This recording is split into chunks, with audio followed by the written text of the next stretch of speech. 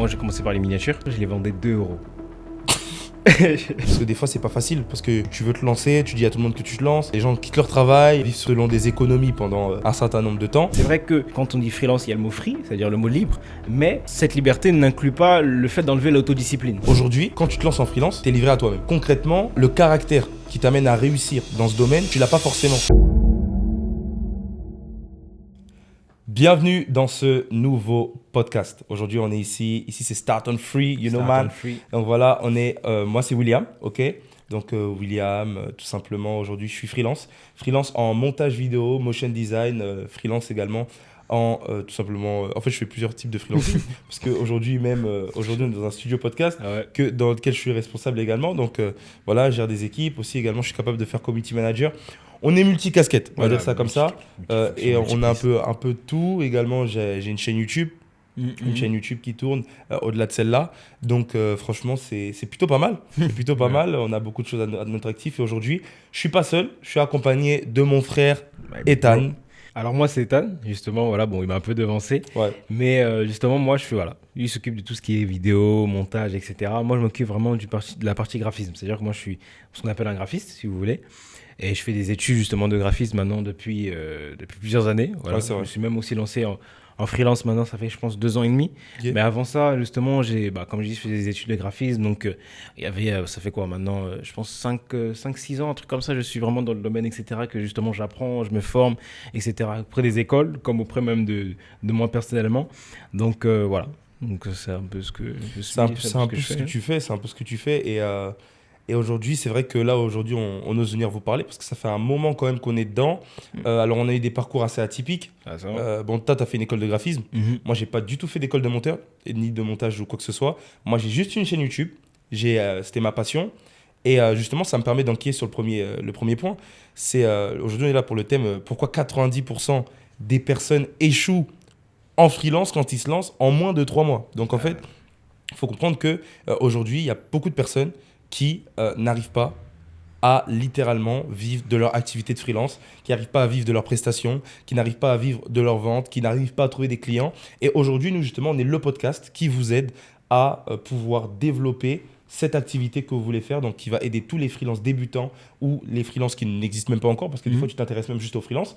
Et on vous aide pour que vous puissiez tout simplement vivre de ça, parce que nous, aujourd'hui, on en vit, littéralement. Ouais. Moi, personnellement, je ne suis pas salarié, j'ai aucun contrat de salariat. Toi non plus ? Moi non plus. Voilà, toi non plus. Voilà. Donc, à la limite, juste à l'école, tu avais l'alternance. Ouais, je pense à l'école, j'ai l'alternance, mais bon, c'est pas vraiment voilà. Un travail, quoi. C'est pas un travail, voilà. C'est l'alternance. Et en plus de ça, si je dis pas de bêtises, je crois que l'autre partie te rapporte plus que l'alternance. C'est-à-dire mon freelance, oui, bien sûr, tous les jours. Tu vois, donc en vérité, on va dire l'alternance, c'est quand même un complément. Voilà, c'est un complément. Et c'est là où on va vous expliquer qu'en fait, c'est possible. Moi, personnellement, aujourd'hui, pour vous choquer, j'ai 21 ans. Et toi ? Moi, j'en ai 20. J'ai 20 ans. Il a 20 ans, j'en ai 21. Aujourd'hui, là, tu es sur le point d'aller, parce qu'on vit ensemble. Nous, on est encore chez notre père. Mais pas parce que justement, on ne pourrait pas partir, mais c'est justement parce qu'on fait un choix pour raison personnelle. On aime bien un petit peu la famille, c'est la famille. Mais là, justement, toi, à 20 ans, tu décides déjà même de pouvoir partir. Je vais déménager, justement. Bon, j'ai dit à tout près.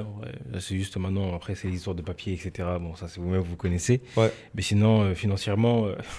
je sais très bien. Bah oui. Voilà, donc j'ai pas besoin de m'en faire. Non, je dois trouver des finances, etc. pour faire ici. Non, parce que justement, grâce au freelancing, justement, ça m'a permis, même aussi, comme justement, je payais aucune charge vu que j'étais chez mes parents. Bah oui. Grâce au freelancing, ça m'a permis justement d'avoir, je veux comme ça, d'épargner énormément. Et c'est même ça aussi qu'on va vous parler. En vrai, je pense dans la vidéo, c'est qu'en fait, si vous êtes freelance, sincèrement, vous pouvez vraiment bien gagner votre vie. Et justement être moins dans la galère et moins penser à je dois faire ceci, je dois faire cela, mais j'ai pas l'argent, etc. Donc voilà, c'est ça. Donc franchement, c'est ça. Et moi, j'aimerais dire le premier point, c'est pour moi, les freelances échouent, tu sais, parce que il y a un problème dans le fait de comprendre où il y a un petit peu un problème avec le flou total.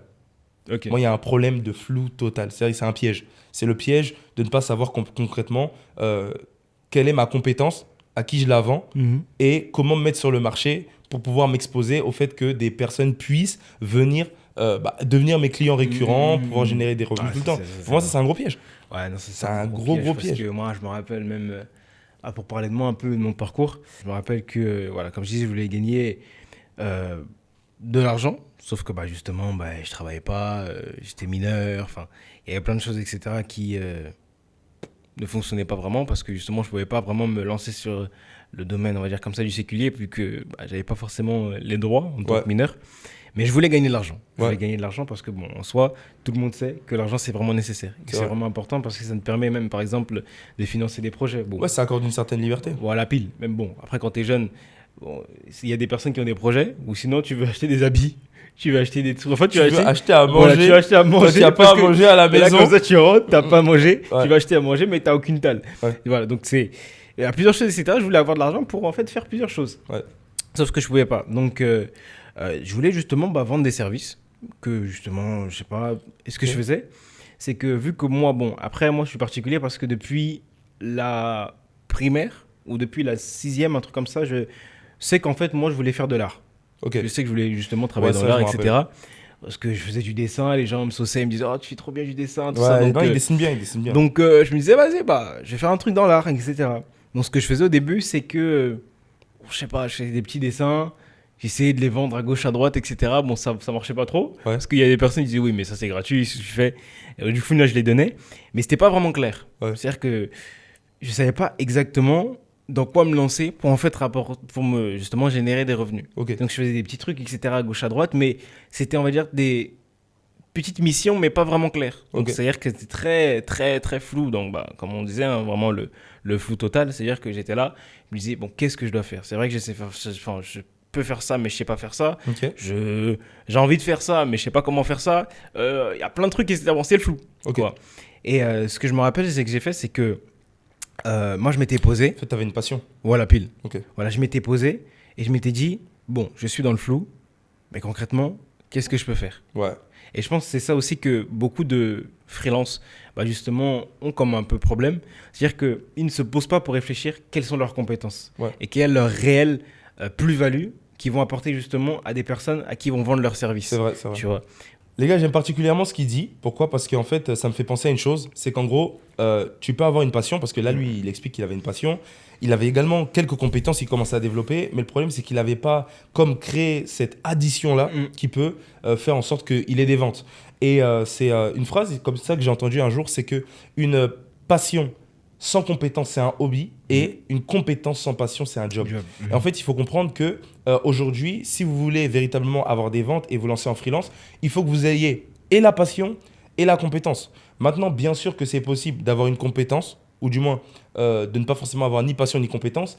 Et c'est peut-être pour ça qu'on est là, pour créer une vocation chez quelqu'un. Parce que la vocation, ça se crée. Nous, on n'est pas né avec le désir de faire de l'art. Ou peut-être des fois, certains, c'est vrai que c'est inné, mais on a quand même vécu dans un environnement où peut-être c'était c'était une plus-value qu'on a reçue ou c'était un truc qu'on nous a communiqué. Moi, je sais que quand j'étais petit, ce qui m'a donné envie de faire des montages YouTube, c'est quand je regardais des vidéos. Moi, je me rappelle à l'ancienne, je regardais des vidéos, on regardait ensemble de Mr. B-Boy 45 qui jouait à Mario. J'avais envie de lancer ma chaîne YouTube et je me rappelle, j'ai dû apprendre le montage. Je me rappelle mes tout premiers montages, c'était sur quoi ? C'était sur Power Director, c'était sur la tablette. Et vraiment, je les faisais avec même, il y avait encore le filigrane. Voilà, le filigrane, exactement. Il y avait le filigrane Power Director. Et en gros, ce qui se passait, c'est que moi, je postais mes vidéos comme ça. Et c'était sur Clash Royale, à l'ancienne, les vidéos. C'était genre en 2014, tu vois. Donc, la première fois que j'ai fait un montage vidéo, on était en 2014. Je sais même plus j'avais quel âge. J'étais tout petit. Et donc, c'est pour te dire qu'en fait, j'avais une passion. Mais au fur et à mesure du temps, j'ai pris de la compétence. Parce que là, à l'époque, j'étais vraiment claqué. Aujourd'hui, je suis un peu mieux. Je dis pas que je suis le meilleur dans mon domaine. J'ai encore beaucoup à apprendre. Mais j'arrive concrètement à satisfaire, on va dire, plus de 80% des personnes qui cherchent un monteur efficace. Et ça, c'est ça qu'on va chercher. On va pas chercher à être le plus compétent, mais on va chercher à avoir une compétence qui se vend. Et pour moi, concrètement, ce qu'il faut arriver à faire dans le piège du flou total, c'est de résumer notre activité en une phrase claire et précise. Ouais. Vraiment, enfonce. Faut que... Bon, excuse-moi de te couper. Non, il n'y a pas de problème. Mais en fait, je pense vraiment, il faut qu'en fait, tu arrives à te poser. En fait, prendre peut-être une journée. Pas forcément prendre une semaine, hein, c'est pas forcément besoin, mais tu prends une journée. Et en fait, tu réfléchis à ce que tu sais faire. C'est-à-dire qu'il faut que tu saches exactement ce que tu sais faire. Par exemple, quelles sont tes qualités ? Quelles sont tes compétences ? Parce que je ne vais pas me dire que tu n'en as pas. Je te promets que tu en as. Il faut juste que tu cherches. En fait, il faut juste que tu fouilles en toi-même pour savoir en fait exactement. Oui. Organiser, c'est une compétence. Savoir parler, c'est une compétence. Bien sûr. Savoir écrire, c'est une compétence. Savoir faire à manger, mais c'est une compétence. C'est une compétence. Moi, personnellement, j'ai pas cette compétence. Attends, savoir faire à manger. Mon gars, là, je suis parti me faire coiffer. Je te promets, je lui ai payé un petit billet. Je suis désolé. C'était une compétence que j'ai pas, tu vois. Donc, tu vois. En fait, on a tous des compétences. Maintenant, il faut savoir quelle est sa compétence personnelle. Ouais. Parce que je te promets que tu en as une. Maintenant, comme j'ai dit, il faut se poser une journée. Voilà. Prends le temps, je sais pas, peut-être lundi tu travailles, du lundi au vendredi, peut-être tu travailles, je sais pas, mais peut-être le samedi, tu es là, ou même prends une soirée, je sais pas, comme ça, tu es là et tu y réfléchis sur concrètement ce que tu dois faire. Et une fois que maintenant tu sais ça, essaye de justement savoir dans cette compétence-là, quels sont les domaines dans lesquels tu peux te former rapidement. c'est ça. Pourquoi ? Parce que en fait, lorsque tu vas te former dans ces domaines-là rapidement, tu vas voir que en fait, tout ce qui va graviter autour de cette compétence va comme te pousser aussi à davantage aller plus haut dans les domaines par exemple, où tu avais du mal à te former. Non, Tu vois, parce qu'on commence par l'étape 1, l'étape 2, l'étape 3, l'étape 4. Tu vois. Sauf que certaines personnes veulent directement commencer par l'étape 4. Ouais, toucher un gros salaire. Voilà. Et c'est ça en fait qui fait en sorte que en fait, des personnes n'arrivent pas en fait, à voir leurs compétences aller loin. Ouais. Parce qu'ils se disent, oui, moi, je vais aller là, mais j'ai pas encore ça. Mais c'est normal. C'est parce qu'en fait, entre l'étape 4 et l'étape 1, il y a l'étape 4 et l'étape 0, si je veux comme ça. Ouais. Il y a d'abord le fait de savoir. Et maintenant, d'abord le fait de se former pour justement aller l'étape 1, l'étape 2, l'étape 3, l'étape 4, etc. Quoi. Bah c'est ça, moi je me rappelle, tu sais, quand tu t'es lancé, c'est moi qui t'ai invité à te lancer. Ouais, dans ce que tu fais, les miniatures, tout ça, je me rappelle. J'étais sur... J'étais un flemmard. C'était un gros flemmard, hein, vraiment, les gars. Là, aujourd'hui, là, il a dépassé les 2000 € par mois, il est tranquille. Ouais. Mais à l'ancienne, dans son lit, il avait une vraie compétence. Je voyais qu'il maîtrisait pas Photoshop, mais le gars savait vraiment, il avait vraiment un truc, avait un attrait avec le graphisme. Et moi, en fait, il y a un jour, j'ai tout ça, parce que moi, à l'époque, j'étais encore dans le salariat. Et je suis allé, tout ça. J'allais dans mon entreprise, mais j'étais en même temps freelance en parallèle. Et à moi, je réfléchis, je me dis, mais en fait, le gars, il a des compétences. Le gars peut faire des trucs. Je l'appelle comme ça, je dis, mon gars, tu m'écoutes. Dis, si cette semaine, tu commences pas à te bouger les fesses et tu n'apprends pas à concrètement travailler sur Photoshop, je te promets que je ne te parle plus jusqu'à l'année prochaine. Je lui ai clairement dit ça, j'ai dit donc alors tu arrêtes. Après il m'a dit oui mais je sais pas, trouver des clients ça risque d'être compliqué. J'ai dit tu m'arrêtes tes bêtises, oui je sais pas et tout ça parce qu'à l'époque tu n'avais pas des compétences comme aujourd'hui, tu n'étais pas si fort en miniature alors qu'aujourd'hui pour moi, dans les personnes que je connais dans mon alentour, tu es la personne la plus forte dans le domaine que je connaisse dans mon cercle, tu vois. Et je suis désolé, il a commencé. D'abord, tu as fait quoi? Tu as commencé à te former sur Photoshop. Moi, je me rappelle, à l'époque, j'étais meilleur que toi. Aujourd'hui, franchement, c'est toi qui m'apprends les choses. Alors qu'à l'ancienne, c'est moi qui t'apprenais les tips. Ensuite, maintenant, je suis désolé, tu as commencé. D'ailleurs, comment ça s'est passé un peu pour tes premiers clients? Tu galérais au début? Oh, je galérais. Justement, parce que tu n'arrivais pas à faire ça. C'était flou. Et même pour vous dire, je vais dire une anecdote, après tu reprends. Ouais. Parce que justement, moi, j'ai commencé par les miniatures. Ouais. Les miniatures, je les vendais 2 €. S'il vous plaît. Je les vendais 2 € parce que pour moi, je me disais, peut-être qu'en diminuant le prix, il y aura beaucoup plus de personnes qui vont venir. Donc en fait, j'aurai beaucoup plus de clients. Et je vendais 2 € la miniature. J'ai toujours le truc, je sais pas si. Bon, peut-être qu'on la mettra la photo avec le truc où il y a écrit 2 € / miniature. Je vous dis, je vendais 2 € la miniature parce que je me disais, c'est comme ça que je vais attirer des clients. Alors que pas du tout. Bon, on vous expliquera ça de toute façon dans la suite de la vidéo. Ouais, voilà. Non, mais en tout cas, c'est ça. Et moi, je pense qu'au début, tu galérais, tu m'expliquais. Et à la fin. Tu as fini par en avoir des réguliers, des récurrents. Ça a pris de l'ampleur. Tu t'es fait un nom. Et aujourd'hui, tu as travaillé avec quand même des personnes très connues. Et il y a plusieurs de tes miniatures que des gens, peut-être là même, ont déjà vu sur YouTube. Ils ne savent pas que c'est toi. C'est sûr. Mais c'est toi. Tu as travaillé avec des gens du business, des gens du divertissement. Des influenceurs. Même. Voilà, donc en fait, voilà, tu es tranquille. Et moi, personnellement, c'est pareil. Je travaille avec des gens du business. J'ai fait des vidéos même. Aujourd'hui, je travaille dans une chaîne de télévision. Donc, j'ai fait tout ce qui est de Coming Next, des réalisations graphiques. Parce que ce qu'on fait, c'est du concret, c'est du clair. J'ai pu faire des pubs, des choses qui ont vraiment bien payé. Je fais des réels. Enfin, en fait, on a étendu la corde à notre arc. Mais à chaque fois qu'on va vers un client, on a une phrase claire qui détermine ce qu'on vend et ce qu'on fait. Et ça, on va vous enseigner au travers de cette chaîne YouTube comment le faire également. Parce qu'il y aura plein de vidéos. En un podcast, on ne peut pas le faire. Mais c'est vrai qu'on vous enseignera comment faire concrètement pour pouvoir... le faire. Mais tu sais, en plus, il y a un truc en plus que je pense, c'est en fait que, en plus du flou total, il y a des personnes qui, en fait, justement, quand ils se lancent justement dans le freelance, etc., en fait, ils ne prospectent pas sérieusement. D'accord. Ça veut dire que maintenant, ils savent c'est quoi leurs compétences. Maintenant, ils savent justement ce qu'ils doivent apporter aux gens. Maintenant, ils savent ce qu'ils doivent faire, etc. Mais Le problème, c'est qu'en fait, ils ne se mettent pas au sérieux dans le fait d'aller trouver des clients. Ils ont un problème de canapé chez Damson, voilà, de filet. Parce que bon, ça peut être pour plusieurs raisons. Mais je me suis rendu compte d'un truc, c'est que c'est ça aussi, l'un des pièges. Justement, des 90% des freelances, pourquoi ils ne réussissent pas? C'est parce qu'en fait, ils n'arrivent pas justement à prospecter sérieusement un client. Ouais, moi je pense qu'il y a beaucoup de barrières mentales à cette histoire de prospection. Il y a beaucoup de personnes qui ne pensent pas pouvoir chiffrer. Ça, il y en a, ils se disent oh, mais il y a telle personne qui fait déjà mieux que moi. Il y a tel autre qui fait, par exemple, toi tu fais des miniatures, tel autre qui fait des meilleures miniatures, tel autre qui fait des meilleurs cookies, tel autre qui fait des. Du coup, ils se disent mais quelle est ma part du gâteau à prendre? Bah écoute, c'est simple. Laisse-moi te dire, il y a une part du gâteau que tu peux prendre. En fait, ça, c'est vraiment choquant hein, dans la vie. Mais je te prends l'exemple. Voilà, je sais pas, il y a Carrefour, il y a Auchan, il y a Coccinelle, il y a Intermarché. Tous prennent leur part du gâteau.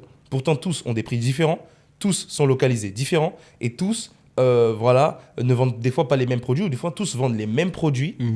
Mais ce n'est pas les mêmes personnes qui vont acheter dans les mêmes magasins. Pourquoi? Il y a plusieurs raisons. Il y a la raison, par exemple, de la localisation. Ouais. Où est-ce que, regarde, si tu n'as qu'un Intermarché à côté de chez toi, la personne a la flemme d'aller loin, a la flemme de chercher, il faut comprendre que l'être humain, par nature, il est flemmard. Donc, en gros, la personne a la flemme d'aller à Carrefour qui a, je sais pas, tu dois prendre un train, un bus, aller là-bas. Il y a Intermarché juste en bas. La personne va aller à Intermarché juste en bas, même si c'est plus cher que Carrefour. À part ceux qui sont véhiculés, qui ont vraiment la déterre, l'urgence fait que c'est en bas, j'ai besoin de lait, j'ai besoin d'eau, je vais acheter Intermarché. Et c'est la même chose avec ce que nous, on va proposer. Les gens sont dans l'urgence. Il faut comprendre qu'on va créer de l'urgence avec notre service, de sorte que la personne qui tombe directement sur notre offre va vouloir directement payer avec nous, travailler avec nous, et la qualité du service qu'on va lui donner va lui donner envie de continuer avec nous. Et c'est ça la prospection. La prospection, c'est montrer qu'on est la meilleure personne au meilleur moment pour le besoin de celui qui est devant nous. Mais tu sais, en plus, toi, tu parlais justement de la localisation. Ouais. Mais dans la prospection, moi, je pense qu'aussi, il y a une chose qui vient un peu, si tu veux, un peu être en lien avec ce que tu dis. Ouais. C'est le fait qu'en fait, la personne se démarque des autres. Parce que, bon, il y a la localisation, etc. Tu vois, par exemple, dans une rue, il peut y avoir, par exemple, Carrefour City, si tu veux, et Auchan. Ouais. Mais qu'est-ce qui va faire en sorte que, par exemple, la personne choisisse soit Carrefour City au lieu d'Auchan, ou même Auchan, le Carrefour City? C'est parce qu'en fait, dans les magasins, en fait, il y a une différence que la personne aime. Tu vois. Et comme en fait, il y a une différence que la personne aime, elle aura tendance à plus suivre ce qu'elle aime que ce il y a, en fait, etc. Tu vois. Et le truc, c'est que quand, justement, quelqu'un prospecte, ou même quand, par exemple, moi, imaginons que je prospecte quelqu'un, même s'il a déjà rencontré des media makers, imaginons, même s'il a déjà rencontré des designers, même si par exemple pour ton cas, il a déjà rencontré des monteurs vidéo ou même des gens qui font justement des vidéos, en fait, dans ton service, qu'est-ce qui peut faire en sorte que tu te démarques des autres? Ça, c'est vraiment important. Parce que c'est vrai que tout le monde, on va dire comme ça, fait à peu près la même chose. Parce qu'il y a d'autres media makers, il y a d'autres personnes qui font des montages vidéo. Mais qu'est-ce que par ton service, même par la chose que tu fais, en fait, la personne peut se dire... J'ai pas vu ça encore. Et il y a plein de choses que les gens n'ont pas encore vues. C'est vrai. Je te dis, il y a plein de choses encore que les gens n'ont pas vues. Pourquoi? Parce que la personne, imaginons qu'elle va... Il y a deux media makers, imaginons. Bon, je parle dans mon cas. Il y a un media maker qui va proposer une miniature A. Un media maker qui va proposer une miniature B. Tu vas dire que les deux font une miniature, c'est vrai. Mais cependant, les deux ont un style complètement différent. Un va proposer un autre style, l'autre va proposer un autre style. Et si justement le prospect, par exemple, il voit le style, il va peut-être plus préférer la miniature A ou la miniature B, tu vois. Mais imagine, toi, tu viens avec une miniature C. Il va dire, ah, mais c'est exactement ça que je cherchais. Ouais. Donc, vraiment, n'aie pas cette barrière mentale de te dire, ah ouais, mais les autres font la même chose. C'est vrai, ils font la même chose, mais tu as quelque chose de plus que les autres n'ont pas. C'est ça. Tu as vraiment quelque chose de plus que les autres n'ont pas. Et c'est ça même que moi, personnellement, j'ai envie de te dire, c'est que il y a quelque chose que tu peux apporter que les autres n'ont pas encore apporté au prospect, par exemple, qui a déjà rencontré des autres clients. Ouais. Et moi, c'est ce que j'ai vu et c'est ce que j'ai fait. Il y a par exemple des gens qui m'ont dit, ouais, j'ai déjà fait des miniatures, mais en fait, ta qualité n'a rien à voir avec ce que les autres ont fait, ou même la manière de faire, etc. Pourquoi? Parce qu'en fait, tu as un talent, tu as une manière de voir, une manière d'être créatif, une manière de faire les choses, etc., qui peut être un plus à justement la chose que tu fais, à ton service que tu vends. Tu vois ce que je veux dire? Non, c'est clair. Et tu sais, là, dans ce que tu parles, on parle d'aller prospecter quelqu'un qui va vouloir prendre notre service. Et il y a deux manières de prospecter. Et justement, ça, on en donne plus en détail dans nos télégrammes. Il y a le fait de inbound outbounds. Donc, inbounds leads, ça veut dire le fait que les gens ils viennent directement à nous. Et le outbounds leads, ça veut dire le fait que nous, on va vers les personnes. Okay. Et le but, c'est vraiment d'aller chercher des personnes comme avec une canne à pêche et un hameçon. Et ça, on l'explique plus en détail dans notre Telegram. D'ailleurs, vous pouvez le rejoindre, c'est dans la description. Mais vous allez voir une chose, c'est que... Et d'ailleurs, on donne des tips pour avoir son premier client dès cette semaine. Travailler avec lui de manière régulière, récurrente et directement générer ses premiers revenus. Donc, je vous invite vraiment à aller rejoindre le Telegram dans la description. C'est gratuit, c'est pour tout le monde et voilà, franchement. Ça mange pas de pain. Ça mange pas de pain. En plus, on donne vraiment beaucoup de valeur là-bas. Parce que c'est vrai qu'ici, on n'a pas trop l'occasion de donner tout, d'envoyer des screens, de tout ça. Mais là-bas, on peut donner plus de tips. Et franchement, je trouve que c'est plutôt pas mal. Mais juste pour continuer sur ce que j'étais en train de dire, en fait, il faut comprendre une chose, c'est que le but, ça va être d'aller chercher des gens. Et des fois, le problème, c'est que les gens ne prospectent pas sérieusement parce qu'ils veulent prospecter tout le monde. Ils n'ont pas dans leur tête un client type ou un client clair qu'ils veulent chercher. En fait, les gars, vous avez un prospect qui veut devenir client. Il faut que vous cherchiez quel type de client vous voulez avoir pour votre service de freelance. En fait. C'est vrai. Tu vois, par exemple, moi, si je sais pas, je fais des pubs pour la télévision, je vais chercher littéralement des entreprises qui ont besoin de faire des pubs. Tu vois, par exemple, je me rappelle, on parlait d'un business la dernière fois qu'on voulait peut-être lancer. Et en fait, on réfléchissait à est-ce qu'on ne pourrait pas aller trouver des entreprises ou des restaurants qui viennent de se lancer, qui auraient besoin de nos services, justement par rapport au graphisme et aux vidéos. Vous voyez, donc en fait, c'est quelque chose qui est littéralement faisable, mais il faut avoir un client type. C'est très important. Donc, que ce soit dans le e-commerce, que ce soit dans tout simplement le freelancing, tout ça, tout nécessite d'avoir aujourd'hui un client type. Et si on n'a pas de client type, ça ne fonctionne pas. C'est vrai. Et bon, même en vrai, pour finir un peu sur ça, moi, je pense que il y a une chose aussi que les gens qui justement nous écoutent et les gens qui nous regardent doivent savoir, c'est que, en fait, trouver des clients, c'est pas difficile. C'est pas difficile. C'est vraiment, mais pas du tout difficile. C'est-à-dire que peu importe, si même tu viens de te lancer, tu viens de faire quelque chose de quoi, je te promets qu'il y a au moins une personne qui a besoin qui a besoin d'avoir du moins ce que tu as. Mais bien sûr. Mais maintenant, la chose qui te sépare de toi et ton prospect qui va justement devenir un client, je pense que c'est ta vision. Ouais, c'est vrai. C'est vraiment ta vision. C'est en fait, où est-ce que tu dois aller ?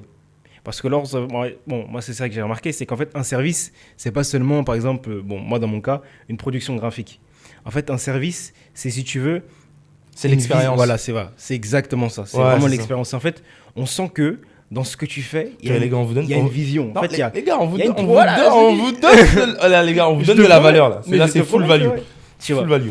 En fait, dans ce que tu fais, normalement, on doit sentir en fait une certaine profondeur. Ouais. Parce que c'est ça même qui, pour moi, démarque un peu quelqu'un. C'est qu'en fait, on sent que quand il fait ça, en fait, il a une vision derrière la chose. Parce que je te promets que derrière chaque image ou quoi qu'est-ce, etc., en fait, se rattache, si tu veux, comment je peux dire ça ?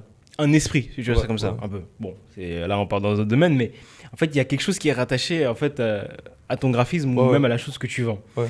Et en fait, derrière, tu peux justement vendre ta vision. Ouais. Tu vois, par ton graphisme, tu peux vraiment vendre ta vision. Et moi, je pense que la chose qui peut séparer quelqu'un de son prospect qui peut devenir un client, c'est en fait la vision qu'il a de son business. Est-ce que justement, tu le vois aller loin là-dedans ? Si tu te vois aller loin là-dedans, je te promets que tu vas te prendre au sérieux. Ouais, il faut être sérieux. Il faut être sérieux parce que quand on est sérieux, de tous les cas, tout fonctionne. Moi, je pense que 99% ou 90% des personnes échouent parce qu'ils ne sont pas sérieuses. C'est des personnes qui testent 1 semaine, 2 semaines, 3 semaines. Ils testent peut-être 1 mois. Mais après, ils baissent les bras. Non, ça demande vraiment de la résilience. Et justement, ça, on a dû la développer au travers des années, au travers du temps. Parce que des fois, c'est pas facile. Parce que tu veux te lancer, tu dis à tout le monde que tu te lances. Des fois, les gens quittent leur travail, vivent selon des économies pendant un certain nombre de temps. Moi, personnellement, c'est pas quelque chose que je vous conseille. Nous, c'est pas quelque chose qu'on vous conseille. On vous conseille quand même d'avoir quelque chose à côté et de vous lancer en parallèle pour un peu vous faire la main. Et une fois que vous voyez que ça commence à monter, là, vous pouvez quitter votre travail. Mais ça, on en parlera plus en détail dans une autre vidéo. Mais vous voyez que je pense que c'est important de pouvoir comprendre l'importance de se prendre au sérieux dès le début et d'avoir une vision à court, moyen, long terme, histoire que vous puissiez vraiment vous dire que non, peut-être j'ai pas eu des prospects maintenant, qu'est-ce que j'ai mal fait, qu'est-ce que j'ai bien fait, comment est-ce que je peux rebondir et au final, aller un peu plus loin. Au début, comme je disais, bon, c'est pas compliqué de trouver des clients. Moi, personnellement, je me rappelle, je fais des miniatures à 2 euros. Je dis, les clients venaient. Il y avait des clients qui venaient, etc. Mais ce qui a fait en sorte que les clients viennent, bon, on va dire que ouais, peut-être c'est le bas prix, etc. Pas du tout. C'est parce qu'en fait, au début, je ne trouvais pas de clients. J'étais là comme ça, je faisais des miniatures. Je me rappelle, ce que je faisais, moi, c'est quoi? Je reprenais par exemple il y avait des personnes qui avaient des miniatures sur YouTube, mais je trouvais leurs miniatures pas très qualitatives. Donc en fait, moi, je prenais la vidéo, je prenais des screens de la vidéo et j'essayais de faire des trucs, etc. pour un peu me faire connaître un peu sur Instagram, etc. Je prenais ça et je mettais sur Instagram pour dire oui, en gros, voici ce que je fais. Et en fait, j'essayais de prospecter comme ça. Sauf qu'en fait, ça venait pas. Je me disais, bon, j'ai fait ça 1 semaine, j'ai fait ça 1 mois, j'ai fait ça 2 mois, ça venait pas. Ça faisait ça 3 mois aussi, ça venait pas. Je me suis dit, mon Dieu, comment je vais faire? Et ce que j'ai fait, c'est quoi? C'est que j'ai eu une idée. Je me suis dit, au lieu de seulement mettre sur Instagram, peut-être que je peux directement aller DM les gens. C'est-à-dire que je fais leur miniature et ensuite, je vais DM les gens. Je vais dire, voilà ce que j'ai fait, voici mon service, voici en gros ce que je peux faire. J'ai pris par exemple la miniature de quelqu'un, je l'ai refaite et elle était bien, elle était meilleure en gros que celle que justement qu'il avait déjà. Ouais. Justement, j'ai fait et je lui ai dit, voici ce que je peux faire. Il ne m'a pas répondu, mais je ne me suis pas arrêté à là. Parce que aussi, bon, ça c'est un truc, bon, je vais parler rapidement. Des fois, on prospecte, mais ça ne prend pas directement. Ouais. Et il ne faut pas abandonner. Ouais. Parce que justement, le sérieux vient aussi dans le fait d'être vraiment assidu. Voilà, d'être vraiment assidu, d'être vraiment déterminé. Même si quelqu'un n'a pas répondu, c'est pas grave, tu prospectes un autre. Si l'autre aussi ne répond pas, il faut se prendre des bâches. Voilà, pile. Je m'en ensuivrai énormément. C'est-à-dire que là aussi, on monte peut-être mes DM Instagram. Je pense qu'il y a plus de 50 personnes qui ne m'ont pas répondu. Parce que je faisais que d'envoyer des DM, des messages, mais ça ne prenait pas. Ouais. Jusqu'au jour où une personne, justement, accepte. La personne a accepté. Bon, j'ai fait la miniature à 2 euros. Et c'est comme ça que j'ai commencé un peu à avoir des clients. Et au final, j'ai fait à lui. Après, il y a une autre personne du moins qui justement a accepté. J'ai fait aussi à une autre. Et ensuite, cette personne-là, je pense que c'est cette personne-là qui a été un peu mon momentum. C'est-à-dire que c'est lui qui m'a emmené à vraiment m'améliorer dans les miniatures, etc. Tout ça, de telle sorte à ce que maintenant, lui me recommande à d'autres personnes. Parce que aussi, juste un peu pour parler de ça, lorsque vous prospectez, vous devez comprendre une chose, c'est qu'il y a un client qui peut vous emmener 10 clients.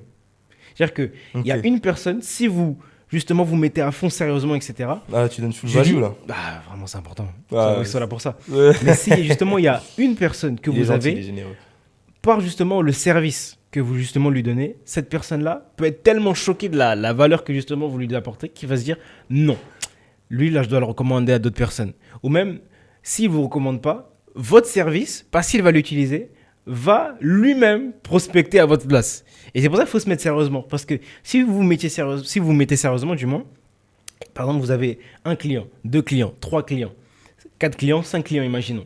Sur les 5 clients, il y en a 2 qui peuvent vous ramener 10 autres clients. Okay. Et c'est pour ça qu'il faut vraiment se mettre au sérieux. Et ne pas se dire que oui, bon, ça va pas forcément marcher dès le début. Ça va marcher. Il faut juste être persévérant et être assidu là-dedans. C'est ça. Mais là, j'aime bien un truc, c'est que tu touches des qualités qu'on ne retrouve pas forcément dans le salariat. En fait, c'est là où moi, j'aimerais enquiller sur un sujet qui fait en sorte que 90% des personnes échouent aussi. C'est que, des fois, il y a une mentalité profonde de salariat qui reste ancrée dans nos têtes alors qu'on est maintenant freelance. Ouais. Le salariat nous met dans une zone de confort. Une zone où, en fait, tout est prévu. Tout est équilibré.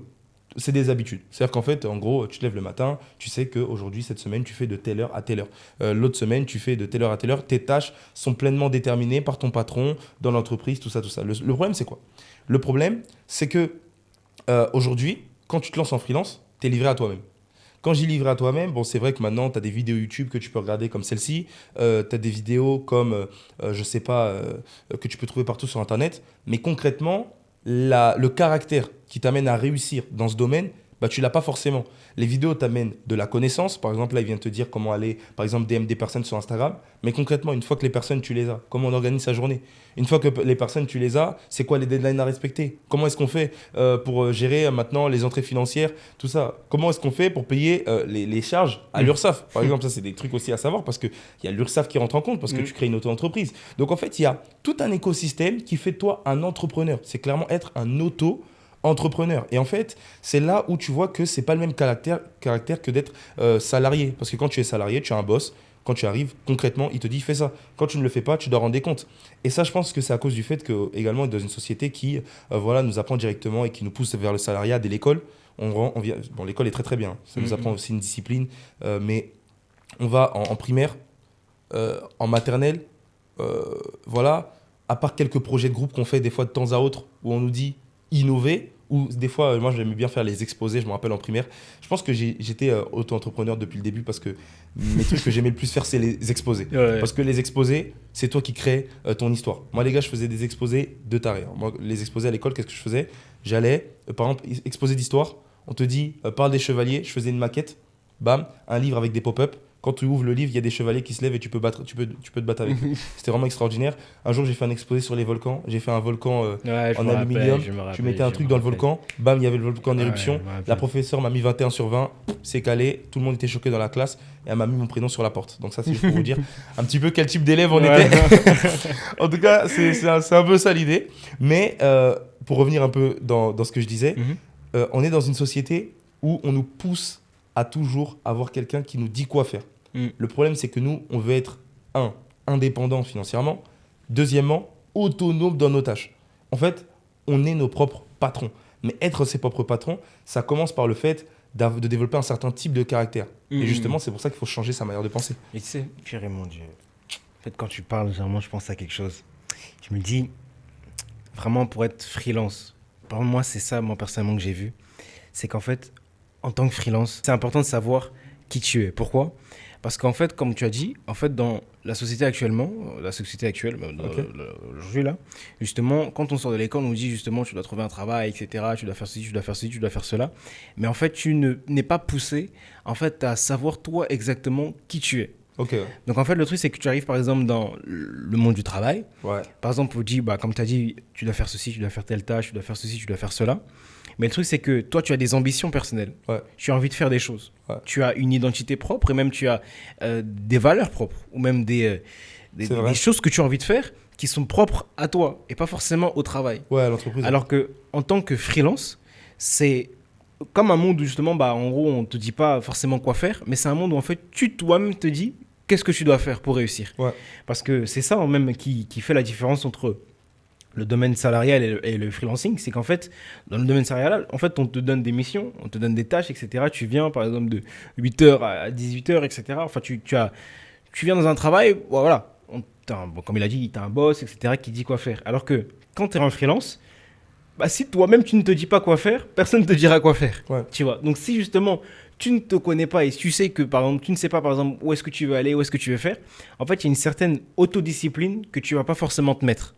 Parce que tu vas croire que, en gros, le freelancing, c'est juste le fait de dormir, etc., d'avoir plus de temps. Pas du tout. C'est vrai que quand on dit freelance, il y a le mot free, c'est-à-dire le mot libre, mais dans cette liberté, il faut que, cette liberté n'inclut pas le fait d'enlever l'autodiscipline. Ouais. Parce que même pour moi, être discipliné, c'est même ça la vraie liberté. C'est quand tu n'as pas de discipline, là, tu es esclave. Ouais. Parce que tu es esclave des circonstances extérieures, tu es esclave de tes journées, etc. Alors que quand tu es autodiscipliné, en fait, c'est toi-même qui, justement, fais ta vie. C'est toi-même qui construis, justement, ton parcours et ton cheminement, justement, de réussite. Tu vois. Donc, en tant que freelance, c'est important justement de sortir de ce mindset de salarial en mode je viens par exemple on doit me dire de faire telle chose, on doit me dire de faire ceci, on doit me dire de faire cela. Non, il faut que toi-même tu puisses te dire ok, maintenant que je suis un freelance, qu'est-ce que moi-même je dois faire? C'est ça, on te donne pas de salaire, c'est toi qui dois aller chercher l'argent. Voilà, tu dois t'organiser toi-même, tu dois aller mettre la main à la pâte. Et c'est vraiment ça qu'il faut développer. Et vous savez, pour moi, dans cette histoire-là, tu peux te lancer seul, mais il y a beaucoup de chances que tu abandonnes et que tu retournes vite au salariat. Nous, si aujourd'hui on ne l'a pas fait, c'est parce que en vérité, toi, par exemple, moi, j'étais là pour vraiment te booster, te dire attention, tout ça, voilà, fais ceci, fais cela. Et moi, je pense que moi, c'est grâce à notre mère qui a vraiment eu un bon rôle et qui a véritablement été très, très là par rapport à la mentalité, au mindset, le fait d'être autonome, le fait d'être discipliné, tout ça. Oui, parce qu'un mentor, elle aussi, elle avait beaucoup cette mentalité-là de l'entrepreneuriat. Bon, elle l'a toujours, Mais aujourd'hui, on est autonome par rapport à ça, mais c'est vraiment elle qui nous l'a inculqué. Et tu sais, aujourd'hui, moi, je pense que c'est important de pouvoir aussi être formé sur ce côté-là. C'est pas le côté juste make money, faire le business, mais le côté comment tenir en fait. Parce que le business, en fait, quand tu es freelance, il tient à partir de toi. Ouais, si tu vas mal, tout va mal. C'est exactement si ça. Tu tombes, tout tout dépend tombe. De ta personne. Si tu t'écroules, tout s'écroule. Et donc, ouais, tu voulais dire un truc ? Non. Voilà, tout dépend de ta personne. Et moi, c'est pour ça que nous, en fait, c'est ce qu'on propose. Sur Telegram, on propose vraiment ce suivi-là, en vous aidant avec des conseils, des tips. Les gars, là-bas, on libère full valeur. Full valeur, c'est-à-dire qu'on donne vraiment des conseils, on vous aide vraiment, on vous montre des chiffres, également des personnes qu'on suit et qui réussissent, parce qu'il y a des personnes qu'on suit dans ce domaine et qui réussissent très, très, très, très bien. C'est important, vous savez, de pouvoir se poser et de se dire, OK, là, je veux que ma vie change, mais il faut que je m'en donne les moyens. Et c'est pour ça que nous, on vous invite juste à rejoindre le Telegram. On ne veut pas vraiment accompagner des personnes qui ne sont pas vraiment déter. Nous, on veut vraiment des gens qui veulent vraiment changer leur vie, qui sont comme nous, des personnes qui ont envie vraiment de devenir libres financièrement, de prendre leur indépendance. Nous, aujourd'hui, on arrive à générer plus que le SMIC grâce justement à ça. Et je pense qu'aujourd'hui, on va aller encore plus loin. Rien que cette année, ça a fait que d'augmenter. On est en train de mettre des systèmes en place. Toi-même, tu as lancé un truc par rapport aux sportifs. Moi-même, là, je viens juste à peine de me lancer sur les réseaux sociaux par rapport et m'ouvrir au monde de YouTube. Parce qu'avant, j'étais beaucoup plus sur la télé. Et aujourd'hui, je pense qu'on peut clairement se mettre dans le marché et générer beaucoup plus de revenus qu'avant. Voilà, c'est ça. Même par rapport au Telegram, c'est vraiment... Nous, en fait, notre unique but, c'est vraiment de vous apporter que de la valeur, et énormément de valeur. C'est tout. C'est même le but de cette vidéo. Ouais. Notre but, c'est pas forcément de vendre du rêve. On n'est pas là pour vendre du rêve. On est là justement parce que justement, nous, on a vu que quelque chose fonctionnait. C'est tout. Et on a envie que d'autres personnes qui justement ont aussi envie de se lancer là-dedans puissent eux aussi réussir là dans ce domaine-là. Nous-mêmes, on est toujours dans le cheminement justement de la réussite, etc. Parce que moi, je considère que même si j'ai fait, on va dire comme ça, plusieurs milliers d'euros, il y a il y a un plafond que tu n'as pas dépassé. Voilà, pile. Il y a des dimensions auxquelles je ne suis pas encore allé. Il y a des autres dimensions, mon frère. Voilà, et moi, je sais que je vais aller là-bas. Ouais. Parce que justement, je me suis mis une discipline, j'ai fait toutes ces choses-là, etc. Et nous, notre but, c'est de vous expliquer en fait comment nous, déjà, on a fait pour partir, on va dire comme ça, de zéro à avoir plusieurs milliers d'euros. Moi, par exemple, j'ai fait un mois, après avoir lancé mon entreprise, peut-être un an après, je pense que j'ai fait 2500 euros par mois. Wow. Et là maintenant, justement, je gagne plusieurs milliers d'euros, etc. Voilà, entre les 2000 et les 3000. Ouais. Et ça n'a pas été facile au début. Ça n'a vraiment pas été facile au début, mais avec justement de la connaissance, avec justement de la compréhension de certaines choses, de certains principes, de certaines valeurs, de certaines même règles, si je peux dire ça comme ça, de certaines lois, on va dire comme ça, en fait, ça m'a permis de justement générer ça. Et je sais que beaucoup veulent ça. Ouais. Et c'est justement pour ça qu'on vous justement dit de rejoindre le Telegram. Et moi, je sais qu'une chose, c'est que si vous voulez vraiment réussir, sincèrement, si vous allez rejoindre le Telegram, vous allez voir qu'en fait, c'est pas seulement que des mots qu'on est en train de dire ou quoi qu'est-ce, mais c'est vraiment en fait une expérience, une compréhension, une sagesse, etc. qu'en fait, on a acquis, qu'on veut vous retransmettre. Et c'est ça. C'est ça. En tout cas, j'espère que ce podcast vous aura plu. On en fera d'autres. Franchement, j'ai kiffé faire avec toi. Mon première vidéo de cette chaîne, on est dans le projet Start on Free. Et en tout cas, on était avec le Big Bro, Etad, moi c'est William. Et on vous dit à la prochaine, les gars. On était dans un bon podcast aujourd'hui. Et en tout cas, c'était Start on Free pour que votre projet freelance prenne vie. Bye bye.